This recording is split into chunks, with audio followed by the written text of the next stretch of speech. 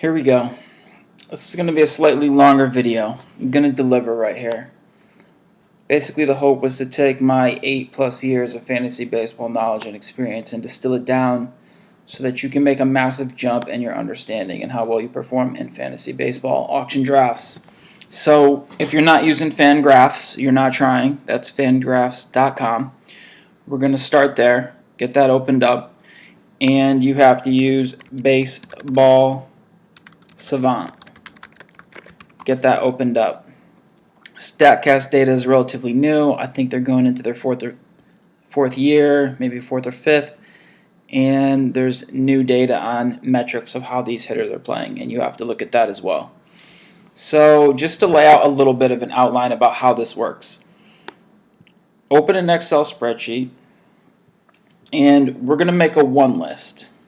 One guy, next, positions across the top. The way I set mine up, I start with starting pitcher on the far left, outfield, then I come across the diamond, third, short, second, first, a category for catcher, DH, and then relief pitcher. And so I'll just, one aside is that there seems to be a lot of analysis on relief pitcher, and it's ridiculous. So we don't pay for saves. We're never going to draft up and pay for saves. This is, again, a health reason because closers tend to get injured. There's a lot of turnover. I mean, anybody who took the closer for the Dodgers last season, he killed them to start the year. His velocity was down. I mean, he got it back. He was okay. I think he ended the year on the DL with he needed heart surgery. But we're just not drafting closers. I'm not really going to look at closers until we get close to the season. But the goal is to dominate every round of the draft, and without looking at ADP, putting together a list of players, and we're going to get through the top 12. So there's some advanced metrics that we're going to look at, and we're going to talk a little bit, because I don't know about your learning curve, about which metrics we're using and why. We got to go to Fangraphs, and we can click on the leaderboard, and what pops up is a list of guys, and it's sorted by WAR. WAR. And this list is pretty good. It's pretty accurate. You can see Mookie Betts and Trout was 2. Jose Ramirez. This sounds good. Oh, I could almost just draft off of WAR. But you go down a little further and you see Lorenzo Cain is at 12 with a 5.7 WAR season. Or a little further down, Jed Lowry is 20. Aaron Hicks is 22. We're definitely not taking those players at those spots. We're not taking Aaron Hicks with the 22nd pick. So we can't exactly trust WAR. And what I'm going to talk to you a little about is batters have a hit tool. This is their eye at the plate, how they make contact, is the contact hard, and there's numbers available so we can identify this. And the biggest jump you're going to be able to make in your fantasy baseball analysis this season is under the plate discipline tab on Fangraphs. So click on plate discipline, and now we have a new list. This list is sorted by O-swing. And at first, if you don't like numbers or you've never looked at stuff like this, you're going to be like, oh my God, like I don't like fantasy baseball that much. But if you do, this is probably the right video for you. Stick with me here, and I'm going to take you to the next level in hopefully about 30 or 40 minutes. So we have O-swing, Z-swing, swing. O contact, Z contact, contact zone, first pitch strike, swinging strike. O swing is how much a hitter swings at balls outside of the zone. So this is like him reaching, chasing curveballs, chasing stuff off the plate. O swing is often going to relate to batter eye. Very nice, very nice. Z swing is in the zone, like the ball is over the plate. You should swing. So, in essence, we don't want to swing O-swing. We do want to swing in the zone, Z-swing. And this is going to give you your first idea of a hit tool. This is before we get to BABIP, which is batting average on balls in play, essentially the luck metric for baseball. This is before we get into hard contact, before we jump over to Baseball Savant and get barrel rate or other hard hit metrics. Let's just see the contact at the plate. And you'll see by the sorting on this list, starting with O-swing, we've got some good hitters here. Vado's one, great eye. There's Mookie, there's Bregman. Cesar Hernandez, Aaron Hicks, Matt Carpenter, Brett Gardner. So you're starting to get a little bit different look. But O-swing, that's not going to do it enough because having an eye doesn't always relate to your in-the-zone contact, Z contact. So in-the-zone contact has become somewhat of one of my favorite metrics, or a starting point, because when the pitch comes over the plate, I want my hitter to hit it. Otherwise, it's going to be a strike. It's in the zone. And basically, to sum it up quickly, is that elite hitters, their O-swing is in the low 20%. Bregman, Betts, even Mike Trout sitting between 22% and about 20%. But their Z contact is in the low 90s. So they're laying off outside the zone. They're smashing Z contact inside the zone. And some trends start to emerge right away. So the other thing we're going to cross this, obviously, is with other counting stats. I refer to counting stats as like ribbies, runs, stolen bases. And since we're trying to dominate auction drafts, 10 categories, there's 5 hitting, 5 pitching. The 5 cat hitting includes runs, ribbies, home runs, stolen bases, and batting average. So I love power.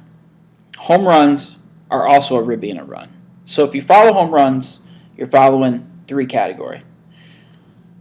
I like players that hit home runs and take bases with some average, and now you're looking at your 5 category stud.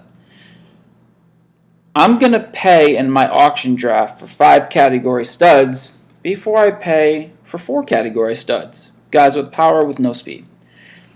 And on the pitching end, starting pitchers at most can offer you 4 categories. A starter can give you wins, Ks, then your ratios, ERA, and WHIP, but he can't get you saves. A closer is limited to a 3 category player. Yet another reason that I'm not going to be drafting those guys until all the 4 category guys have been exhausted. You can get your 3 category saves and some ratios. They're going to be low on Ks, so I'm going to say that they're not going to contribute there because I'm going to strike you out if my starters get more Ks than you. So on Fangraphs, you can go back, you can sort, you can see overall production. You can just go to regular leaderboards, and what pops up to you quickly is that there's just certain guys that had power, meaning 25 plus home runs and 25 plus bases, your 5 category studs. In reviewing contact rates, Mookie Betts is elite. Mookie Betts, the 4th best eye in the game, a 93% Z contact rate. This guy is a stud. And you might say, oh, well, Andrew McCutchen and Brandon Nimmo, their O-swings are lower than Mookie's. Why aren't they better? Well, their Z contact rates are 84 and 82%. Nimmo's not making as much contact when it's in the zone. So Nimmo's not really in this conversation. Someone who is in this conversation is Alex Bregman, who's making almost as much in the zone contact as Mookie Betts. You can scan down, okay, Cesar Hernandez, maybe he's a stud. Well, this is what I meant if you go back to an earlier video, that we have to look at all the metrics, because contact alone isn't going to do it. Those could be dribblers. Those could be grounders. And what we learn over time of playing this is that ground ball rate isn't good. I don't want you grounding into the outfield. I don't want you grounding into the outfield and not advancing runners. I want the ball in the air, known as the fly ball revolution, where guys are elevating the ball. Now the ball's hitting gaps. Now they're hitting home runs. So after we look at contact, we've got to jump over. We've got to cross it with Statcast data. And now if you're not looking at Statcast, you're not trying to win fantasy leagues, obviously. Jump over to Statcast, go to the leaderboard, and you get to see barrels per plate appearance. And as opposed to going into a long explanation of what the barrel is, which you can probably find on the website and a description, this is like the optimal launch angle, like with the optimal exit velocity, 95 miles an hour plus, at the right angle. Ooh, here you go, home run. So we cross it with barrels, and we go, let's see who's on the list. There's Mookie at number 5 with like a 10 barrel rate. Trout not far behind him, 9.5. These guys are mashing. But the thing with barrel rate, you can't just go and just draft barrel rate alone, because look who leads barrel rate, Joey Gallo. Go back and check Joey Gallo's contact rate. You find a prolific strikeout artist. He is the golden sombrero of strikeouts. I do like him for some upside this season because any amount of contact he starts to make is going to lead to massive amounts of power. But barrel rate alone is not enough. So we see Mookie, we see Trout. You know who we don't see on here? Cesar Hernandez. So while he's making contact, he's just slap hitting. You can't count on him for power. He has a little bit of base. We can go down this list. We see Grichuk. We see Tyler Austin. Yeah, but those guys strike out massively. So you really have to blend your contact rates with your O-swing chase rates. And you're going to get into this. You're going to get into more nuance. So then we have, this is going to be too much for you, but we're going to get into O-contact. So this is chasing, but still hitting. And this is kind of the category where you see Lindor or other more aggressive players really excel. Because if you lay off, but then when you chase, you do hit, now you're mashing off-speed stuff that was outside the zone that they went and took advantage of. So it's just another metric, another differentiator to determine the players. So get in there, get into your O-swing, get into your Z-contact, and take a look at your swinging strike. So there is a metric on here that I think is silly. And, I mean, there's zone percentage. I don't even know what it means. It pretty much just, I guess this is how much pitchers are even coming at you in the zone. Everybody's between 40 and 45%. There's no real significance. First pitch strike, I mean, maybe guys that take strikes. And this would also depend on how many first pitch strikes you're seeing. But swinging strike rate. Swinging strike percentage. This is someone who just whiffs. And so where we saw Nimmo with that great eye but lacking Z contact, oh look, he's got a 10% swinging strike. You come down to Mookie and Breggs, they're both 5 and sub 5, and you're seeing someone who doesn't swing and miss. They're not going to swing and miss, is going to lead to more contact, and that's the difference between those types of hitters. So let me jump over here. Let me get to this list. And I'm going to drop you 12 names that are can't-miss guys in the first round. 1 is Trout. 2 is Betts. These guys are power speed options. They're going to go 25-25 minimum.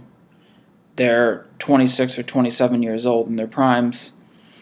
And their contact rates are elite. That's not going to go away. That's not going to be BABIP dependent. Again, batting average on balls in play. This is like your luck. I hit the ball, but was it fielded? Did it go just enough or just over? And this changes from year to year. A decent BABIP number is 300. If he's sub 300, he was unlucky. If he's over 300, he's probably lucky. Fast guys can maintain a 330 BABIP. But a 376 BABIP? That's luck. That's a lucky season. The difference between MVP Mookie from last year and regular Mookie that people thought they overpaid for the year before was just BABIP. He's making the same contact. He's making the same hard hit. So some of this, you have to acknowledge the randomness of the game. But what we want to draft is the hit tool. Because I can be sure that next season, Betts has a great eye, and Betts makes contact when someone comes over the plate. That's not going to change. We start with Trout. We start with Betts. It gets controversial here. And as much as I said don't look at ADP, I'm going to throw Ronald Acuna Jr. in the number 3 spot. This is because if you want Ronald, you have to just go take Ronald Acuna Jr. with your 3rd pick. You might be looking at young Mike Trout. You might have Alex Rodriguez, Miguel Cabrera. His skills are outrageous. You want the warning signs, though? You want the warning signs to not take Acuna in that round? His contact rate was 80%. That could lead to droughts. That could lead to low batting average. I mean, there's a lot of issues with where that precipitous fall off came off, but I'm a Ronald Acuna truther. You're not going to get me off of him. The power could be 35. The bases could be 35. The lineup is stacked. He's going to hit first or third. If you want Acuna, you've got to take him 3. And just because of the sexiness of the pick and my personal fanfare, I've got him in my 3rd spot. Here's another one. You're not going to see it. I'm a no-doubt truther on Bryce Harper. When Bryce Harper is healthy, he's going to mash. You can go to his page, and you can see that he had a serious problem with in-the-zone contact last year. He's 86, 87, 86. And last year, he's at 80%? Like, Bryce, could you stop seeing the ball? This is a guy who's still only 26. He has amazing power. He was running around the base pass. I don't even know what team he's on. But I always say, when Bryce Harper wins MVPs, I'm going to be there for it. He's going to be on the team. I'm not taking Yelich. I'm taking the great Bryce Harper because I'm chasing upside. I want guys who it comes together, the BABIP comes together, and they just break out. And at this point, it's appropriate to mention something about BABIP. Power tends to come to the pull side. This is where guys get around the ball and they kind of yank it. They yank it down that line and they generate power there. But pull hitters are being compensated for in the league by massive amounts of shifts. And what happened to Bryce last year is he was getting shifted to death. And it destroyed his BABIP. And he's taking tons of pitches. I think he's just going through some sort of transformation. And he wasn't using all fields. So typically an all fields hitter is going to be better than a pull hitter because the hitter that spreads it around, pull, center, opposite, is going to be able to spray the ball. He's going to be gap to gap. He's not going to be a shift liability. So again, contact rate alone will not get it done. You've got to go look at where he's putting it. So that's your kind of left to right trend. I expect Bryce to bounce back, and in terms of upside, I'll take the 6'3", 26-year-old Bryce Harper over every other player in the league, minus the sexy Ronald Acuna. And you can flip-flop these, you can contend, you can go somewhere else. And Bryce offers a little bit of speed, so he's not a 4-category only. He got on the bases last year out of those teens, and he made 40 bombs. We might not have seen the best of Bryce. He hasn't even hit his prime yet. So if Bryce has more in the tank, I'm going to be there. And I don't pass on Bryce in the first round. I know I'm sorry. He got injured. I was there. He won MVP. I was there. So I'm going to be there. We get to number 5. 5 through 12. I mean, these guys are close. This is going to be a matter of taste. I'm going to lay them out in order real quick, and we can discuss what's going on. Let me give you the next 5. Lindor, his teammate, Jose Ramirez, Bregman, Trey Turner, Manny Machado. And this is where it's a little bit a matter of taste. Lindor lacks a touch and average. He's not the elite contact artist that Jose Ramirez is, but he plays shortstop, a premium position. He's very aggressive, both in and outside the zone. He makes great outside the zone contact. And he's got power. He's got power to all fields, and he's got bases. So Lindor's a can't-miss 5-category stud. You may have a little bit more average, but you're not going to get these kind of bases. He's got swagger. He's got superstar potential. He broke out. He shows it every season, and he's probably 25. So who knows? Maybe he gets better. Maybe he goes 40-30, 30-30. I'm looking for 30-30 upside. Jose Ramirez, we know has 30-30 upside. We know. I mean, he just did it last year. He's 36-32 or something, 38-32. I mean, he's almost 40-40. So Jose Ramirez has splashed onto the scene, and people that got burned, this is why Jose Ramirez is going to fall. He's not going to go at 6 where I have him. He's going to go maybe on the cusp, maybe in the second round, because his BABIP was trash in the second half of last year. He went through cold spells that owners resent so much that they will not take him again because he disappeared on them after being elite in the first half. He might have pulled a hammy. His shoulder might have been sore. Maybe it was a wrist. I mean, there's got to be some reason for the fall off. His BABIP was so low in the second half. I mean, I think it's a 200 or something, 210. It's ridiculous. 250 would be low. I mean, he's in the 200s. The ridiculous unluckiness probably had to do with he's a pull hitter. He's yanking it 50% to the left, and the pull rate is hurting him. He probably got shifted to death with a little injury, a little bit of unluckiness, and he wasn't good in the second half. But you're kidding yourself if you don't think Jose Ramirez is not an elite player, because he's going to hit for power, average. The contact is there. The bases are there. 5 category stud. We've got Alex Bregman.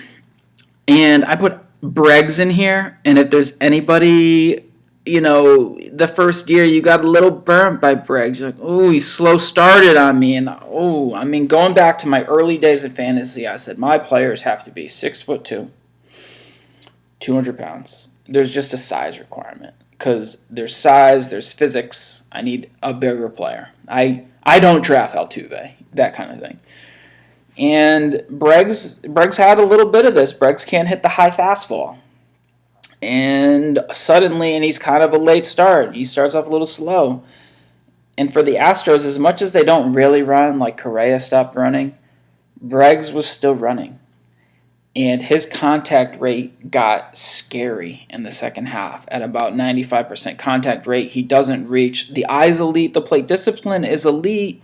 We jump over to Statcast, and we start to see Breggs' problem. Let me see if I can pull it up here. Bear with me. His barrel rate is 5.5. Ooh, gosh. I mean, I don't like a barrel rate less than Manny's is 8.5. Even 7s is a little light for me. Give me 8. Give me 10. But 5.5 from Breggs? I don't know. If you want to bump him out of this tier, if you want to bump him down because of that barrel rate, I understand. But if he works on his swing with his elite eye and elite contact and pumps that barrel rate to 7.5, God forbid 8.5 or something elite, you're looking at 40, 310, 320 with some luck. I'm talking superstar. He didn't hit in the minors. He meteoric rise through the minors. It was like 4 seasons they brought him up, so he's elite. And he's been doing it every season, so there's no question. So you're not going to miss on Breggs. You're not going to miss on Breggs in the first round. He's an absolute player. And since I'm chasing upside, I'm going to bet on Breggs to take another little step forward like he did with his contact rate and how he's laying off the high fastball. Trey Turner. Trey Turner, the burner. I mean, Trey's a little bit funny here. Trey does not have the power of anybody I listed thus far. He does not. He is a base-stealing tyrant, an absolute burner. The average might sit around 280. But bases are scarce. If the power is teens, if the power is 15 or 20, don't start thinking he's a 25-homer guy, 30-homer guy. He just is lacking the barrels to get there. But if he takes 50 bases, 60 bases, now he dominated a category, and you mix in home runs, it starts to be dominant. I mean, let's take the numbers, bases and HR, and compare them. 30-30, that's 60. That's 60 total. If Bryce goes 40-20, that's 60. If Trey Turner goes 20-60, that's 80. That's 80 counting stats. So his premium draft pick and price is because he's ridiculous on the bases. He's young. He's got a little bit of pop. And you're setting yourself up nicely for stolen bases. I want these shortstops. I want to fill out my middle infield because there's going to be a precipitous drop after this group of players. Manny Machado. I mean, this is why Manny's a no-doubter. You jump over to Statcast, sort by hard hit, 95 miles per hour plus. Manny Machado's up there at 257. The next guys come in at 230. You want to go back a year? You want to know why I owned Manny for almost free because he had a low BABIP last year and everybody slept on him. So you could get him late. You could get him on the cusp. You could get him in the second round. I mean, he had a terribly unlucky year on a terrible team. But the skills, he is crushing the ball. He's going to crush it again. The barrel rate is 8.5. There's going to be bombs. There could be 40 bombs. 40 bombs, 15 bases, 20 bases. You're getting to that 60 number. Like, he plays shortstop, swagger. He's big. He's going to play every day. Really, not much health. He had a knee a couple years ago. I just don't think you can go wrong with Manny Machado, regardless of where he goes, what team he goes to. Here it goes again. You're getting into Jay Lee's draft strategy, and I'm not missing on Vladimir Guerrero Jr. So Vladimir Guerrero Jr. is going to come into the league. I think we're looking at young Miguel Cabrera. We might be looking at Griffey. Steamer says Vladimir Guerrero is going to hit for the most average in the whole league. He hasn't even had a major league at bat.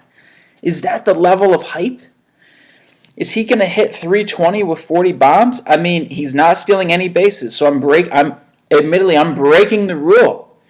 He is not a 5-category stud. But if you want Vlad Guerrero Jr., go get him. Just go get him. Don't miss. This is a guy that might go 3. He might go 1 next year. You want to wait. You wait 2, 3 as he keeps falling. Do not wait and miss out on Vlad Jr. That would be silly. And next, we have Trevor Story. And a little story behind Trevor Story is first year he gets called up, mash, bomb, bomb, bomb, bomb, bomb. I think he hit 35 home runs in a little bit of a season. He gets overdrafted next year. They going in the second round. And God, this is a segue from a segue. I tend to not like players that are small sample size call-up studs. For some reason in the MLB, these small sample size studs, they come up, there's no book on them. Pitchers just challenge them and throw them heat, and they mash. They mash for a small sample, they hit a bunch of home runs, and the next season the book starts to come out, they do a whole training camp, they got to do the whole thing. The league catches up to them. And you get the reverse, you get the I was missed him, so I took him high, NFBC, but then he burned me, and then he falls. I mean, I think I got Story for like 7th round? 6th or 7th round? He's just, no one wants to get burned again. They don't believe in him. This dude decides, I'm going to take bases now. You're looking at 36 bombs, 25 bases. There you go. You're at your 60 and counting stats. He said, I think he was 5. I like the psychology behind the player. He said he was 5. He goes, Mom, I'm going to play Major League Baseball. And that's what I like. I like the God-given gift of Trevor Story.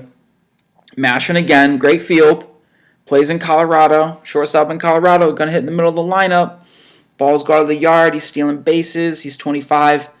I got Story there. And here's a precipitous fall for a guy who only goes in the top 6 for the last 4 or 5 seasons. Nolan Arenado, going to take no bases, but this dude is a warrior. I go to his career logs, look at the power, look at the ribbies. It's every year. He's young. He's in his prime. He's in Colorado. Letting him fall this far is a little bit of a travesty on my end. You want to take him instead of Acuna, go ahead. Guerrero Jr., go ahead. People are just kind of souring on him. We're just getting a little tired of no bases and the dry spells and the strikeouts and the average dropped a little bit. But he could be 300 hitter, hit 40 bombs, no problem. He just has lost out on the sexiness, and he plays third base. So that kind of wraps up who I'm dropping in the top 12. Again, we're getting ready for a 12-team Yahoo auction league. And these are the elite 5-tool studs. Because if I'm going to pay, if I'm going to go get someone ridiculous in the beginning, I haven't even looked at prices yet. But those guys are going to produce. They're no doubters. You can draft them in your snake, but we're going to start there. You know I left some names off, and I'm going to work through the next 12 in the next vid. Hit me with a like. Maybe someone will find this. Subscribe. Drop a comment. Whatever.